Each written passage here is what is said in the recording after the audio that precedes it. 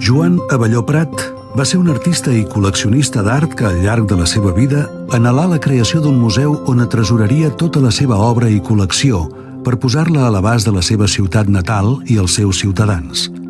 El seu somni es faria realitat el 1999 amb la inauguració d'aquest museu.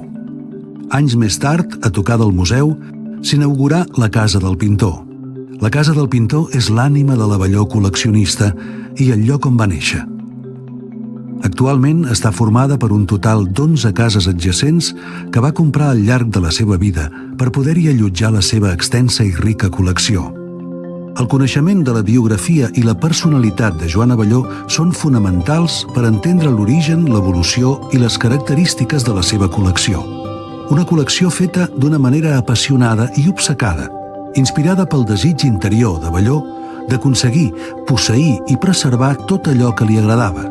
Una col·lecció que neix de la confluència, en una mateixa persona, de la vocació de pintor i la passió del col·leccionista.